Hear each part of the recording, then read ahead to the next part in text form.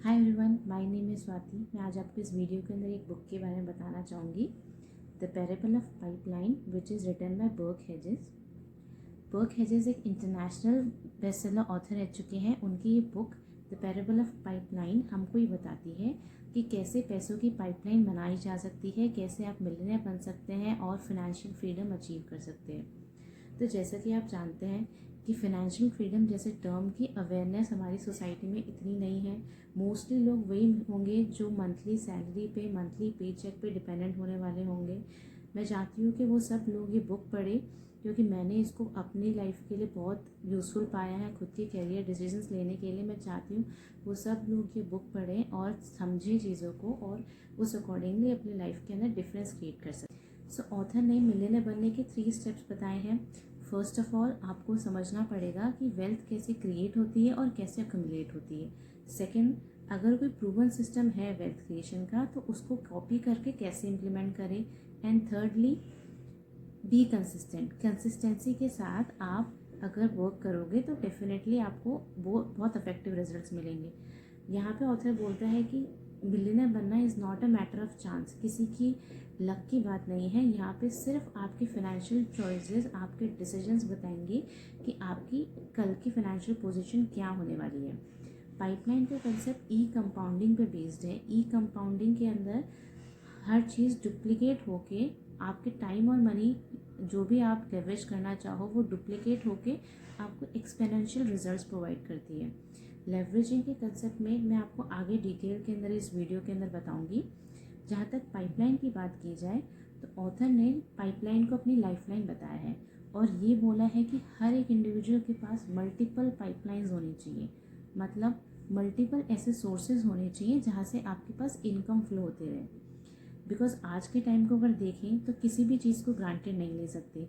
In fact उन्होंने खुद के फादर का एग्जांपल दिया है जिनका बिजनेस था, उसकी नेटवर्थ थी अराउंड $20 मिलियन, जो आज के टाइम के $200 मिलियन से तो कम नहीं है।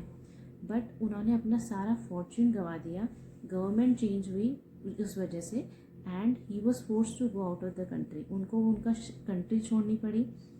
तो वहाँ से उन्होंने ये लेसन सीखा कि फ़र्स्ट ऑफ ऑल किसी एक चीज़ पे अपना सब कुछ इन्वेस्ट नहीं करना चाहिए।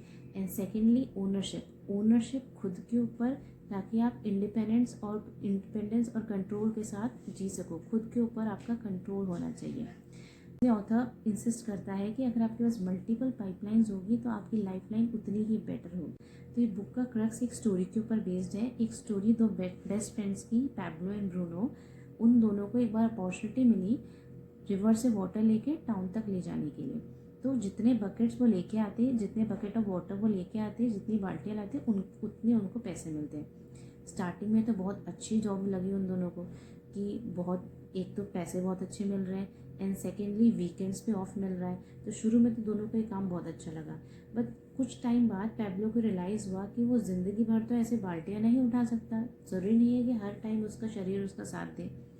तो उसको ये आइडिया आया कि क्यों ना एक ऐसी पाइपलाइन बनाई जाए जो रिवर से वाटर डायरेक्टली ला के टाउन को दे एंड हमेशा वहाँ से वाटर फ्लो होता रहे। तो उसने idea first of all Bruno के साथ शेयर किया, जिसने वो रिजेक्ट कर दिया। उसने बोला कि मुझे बाल्टियाँ उठाना आता है, मैं वही काम करूँगा। पैब्लो को बाद में अकेले ही पाइपलाइन बनाने के लिए काम करना पड़ा। वो पार्ट टाइम पाइपलाइन बनाता, पार्ट टाइम बाल्टियाँ उठाता और हमेशा खुद को याद दिलाता कि short term pain is equals to long term gain. अगर शुरू में उसको डेफिनेटली हार्ड वर्क करना पड़ेगा, बट उसकी नज़र हमेशा आगे जो प्राइज़ मिलने वाला था उसके ऊपर रहती। तो जैसे ही पाइपलाइन आधी कंप्लीट हुई, उसका आधा काम कंप्लीट हो गया। आधा काम ही उसे करना पड़ता, आधी दूर पाइपलाइन पानी लेके आती, आधी दूर उसको बकेट उठाना पड़ता।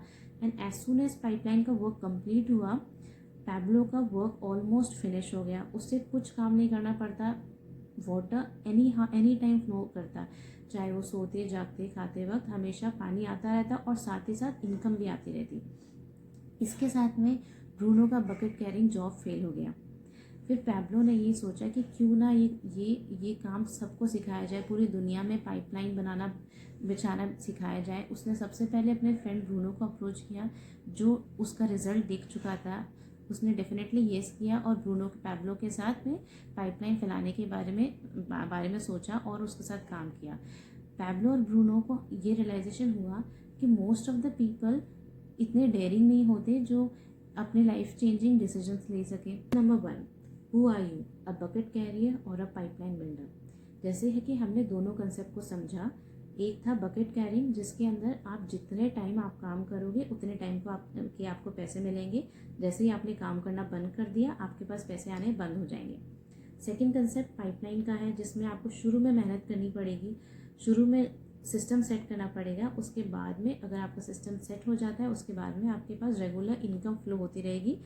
उसके बाद आपको वर्क नहीं करना पड़ेगा, पैसा आपके लिए काम करेगा। तो ऑथर चाहते हैं कि आप खुद से कुछ क्वेश्चंस पूछें, जैसे कि क्या हो जो आप जो भी काम कर रहे हैं, क्या हो अगर वो काम ही नहीं रहे तो, क्या हो अगर आप बीमार पड़ गए और आप वो काम नहीं कर पा रहे हो, क्या हो जाए अगर कोई मेडिकल इमरजेंसी आ जाए और आपकी सारी सेविंग्स ख़त्म हो जाए। तो जो भी आंसर मिले, अगर आपको लगता है कि आप जो कर रहे हो सही कर रहे हो, देन दैट इज़ गुड। अगर आपको लगता है कि नहीं, मुझे कुछ चेंज करना चाहिए, तो डेफिनेटली आप सोचें कि क्या आपकी लाइफ के लिए सही है और उस अकॉर्डिंगली आप उस पर वर्क करें। Lesson number 2, we live in a bucket carrying world. हमारे आसपास जितने भी लोग हैं, 99% लोग ऐसे मिलेंगे जो कि मंथली सैलरी पे डिपेंड होने वाले हैं। हमको लगता है कि इसमें गलती क्या है, इतने सारे जने गलत तो हो नहीं सकते। और डेफिनेटली ये सारी चीज़ें तो हमको स्कूल से सिखाई गई है कि अच्छी पढ़ाई करो तो आपको अच्छी जॉब मिलेगी एंड देन आपकी लाइफ स्टाइल इतनी अच्छी होगी। तो देखा जाए तो जितना भी आपकी अच्छी जॉब हो, जितना आप अच्छा अर्न कर रहे हो, वो सब पैसा आपकी लेविश लाइफस्टाइल को सपोर्ट करने के लिए ख़त्म हो जाता है and then you need to wait for the other salary. इन सब का रिजल्ट क्या निकला? रिजल्ट ये निकला कि ज़्यादा से ज़्यादा consumer loan, consumer debt increase हो गए, ज़्यादा फीमेल्स वर्क कर रही है फैमिली को सपोर्ट करने के लिए एंड इनफैक्ट पर्सनल बैंक्रप्सीज भी इंक्रीज़ हुई है। तो और देखा जाए, पाइपलाइन के concept banana is not easy, pipeline banana is not easy. आपको बहुत हार्ड वर्क करना पड़ेगा, एफर्ट देना पड़ेगा, टाइम देना पड़ेगा, तो जाके आपकी वेल्थ क्रिएट हो सकती है। Lesson number 3, the power of pipeline. यहाँ पे ऑथर ने 2 एग्जाम्पल दिए हैं। फर्स्ट एग्जाम्पल एक बहुत ही फेमस बास्केटबॉल प्लेयर का था, डेरिल स्ट्रॉबेरी, जो कि अपनी 40 की एज तक 50 to 100 मिलियन डॉलर्स कमा चुका था।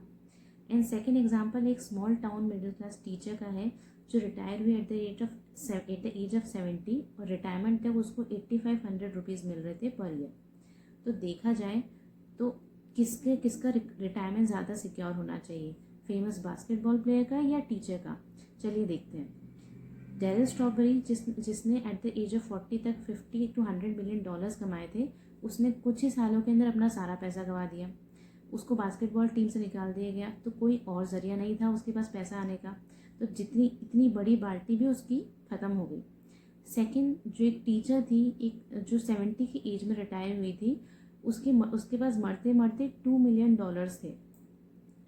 सोचने की बात है कि एक small class middle town teacher के पास इतनी वेल्थ कैसे आई।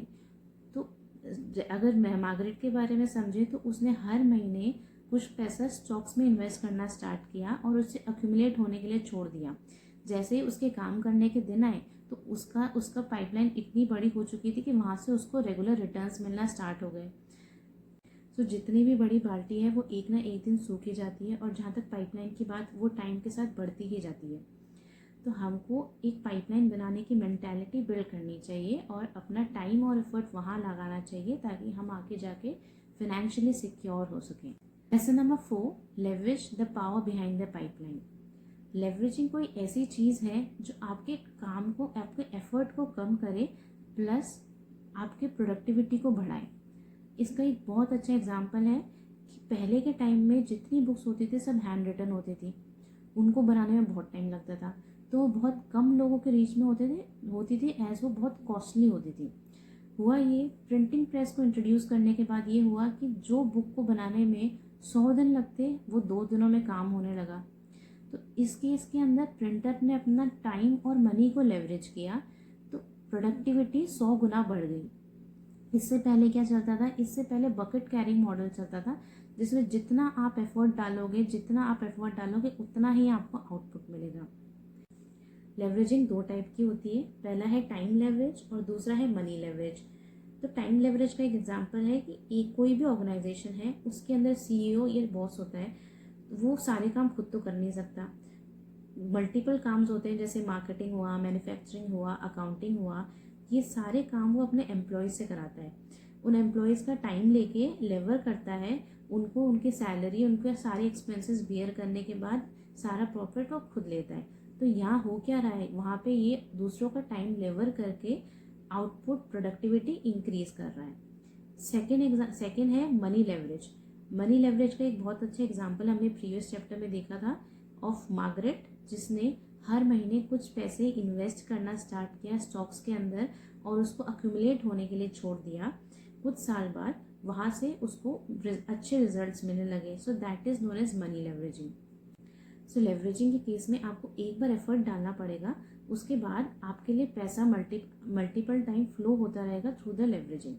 हमको क्या करना है, हमको एक ऐसा मैकेनिज्म ढूंढना है जिससे हम अपने टाइम और मनी को लेवरेज कर सके और हम ऐसा सिस्टम बिल्ड कर सके जिससे हम आगे जाके फाइनेंशियली सिक्योर हो सके। Lesson number 5, money leveraging. यहाँ पे ऑथर ने एक एग्जाम्पल दिया है एक ऐसे राजा का जिसको चेस का गेम बहुत पसंद था। तो उसने इन्वेंटर ऑफ द चेस को बुलाया अपने पास और पूछा कि उसको क्या रिवॉर्ड चाहिए।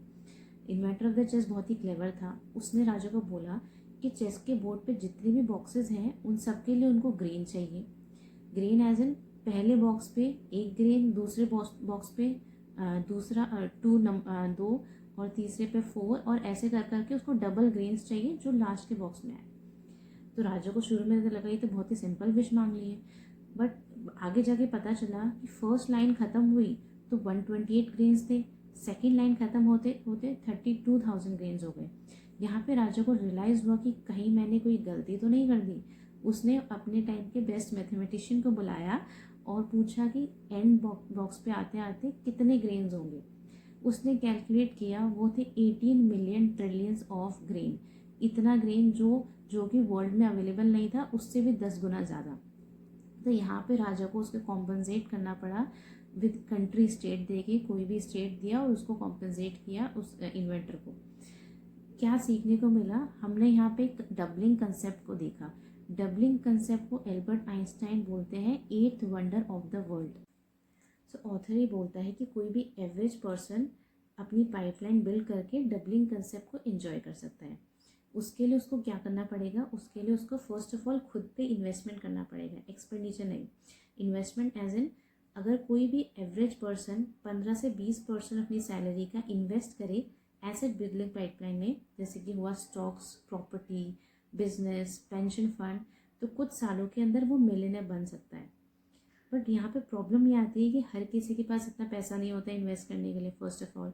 एंड सेकेंडली, पैसा भी हो तो लोगों में इतना पेशेंस नहीं है कि वो 40 से 50 साल तक वेट करें उसके रिजल्ट देखने के लिए।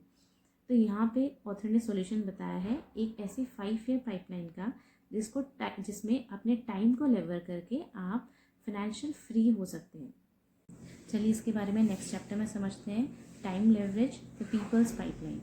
Time leveraging same goal achieve करती है जो कि एक 50 ईयर पाइपलाइन अचीव करती है, बट यहाँ पे 10% कम टाइम लग रहा है आपको।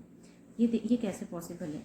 देखा जाए तो हमारे पास, सबके पास टाइम बराबर है। मनी के बारे में ऐसा नहीं कह सकते कोई ज़्यादा रिच है, कोई पुअर है, कोई मिडिल क्लास है, बट टाइम सबके पास बराबर है। सबके पास 1440 मिनट है दिन के।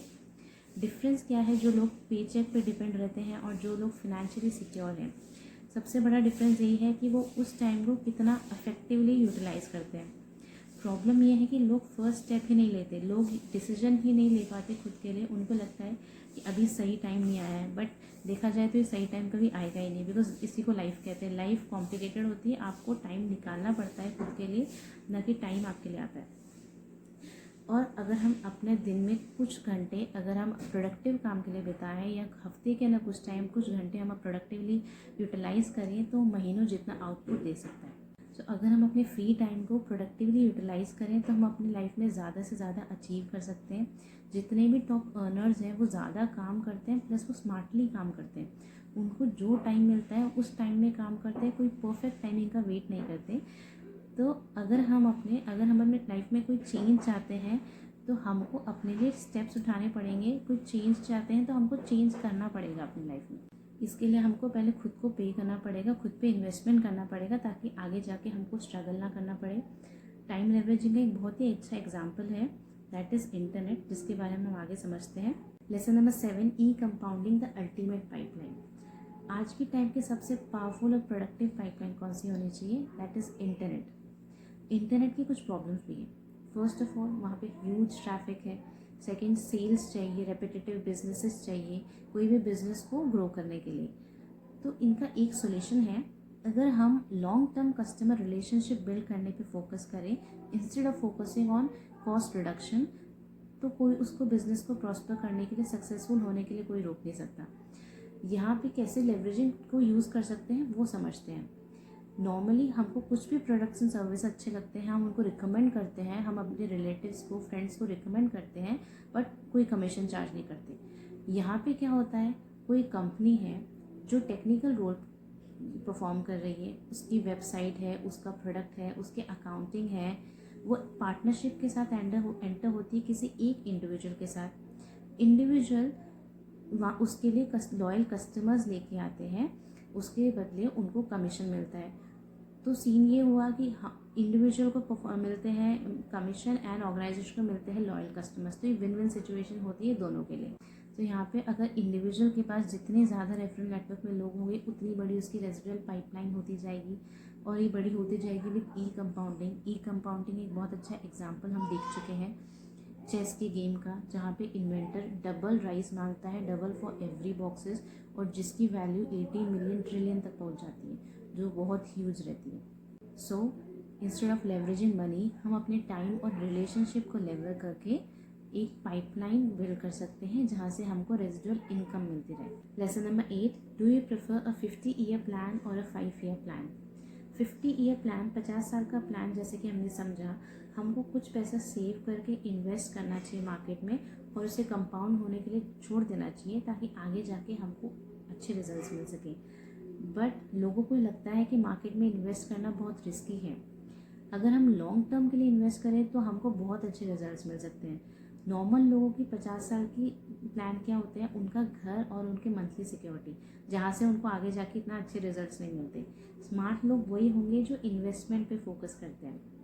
प्रॉब्लम ये है, हम सबको लगता है कि हमको आज अपनी लाइफ जीनी चाहिए। नॉर्मल लोगों में इतना पेशेंस नहीं होता कि वो 40-50 साल तक वेट करे उस रिजल्ट्स का। तो यहाँ पे ऑथर ने 5-ईयर प्लान भी बताए हैं उन लोगों के लिए जो आज अपनी लाइफ जीना चाहते हैं प्लस एसेट बिल्ड करना चाहते हैं। ऑथर ने स्टार्टिंग में बताया था कि हमको किसी भी एक चीज़ को ग्रांटेड नहीं लेना चाहिए, हमको ऐसे मल्टीपल सोर्सेज बनाने चाहिए जहाँ से हमारे पास मनी फ्लो होते रहे। तो इसलिए वो इंसिस्ट करते हैं कि हमको 5-ईयर प्लान के साथ में 50-ईयर प्लान के ऊपर भी फोकस करना चाहिए। हमको मल्टीपल ऐसी पाइपलाइंस बनानी चाहिए ताकि हमारी लाइफ लाइन बहुत अच्छी हो सके।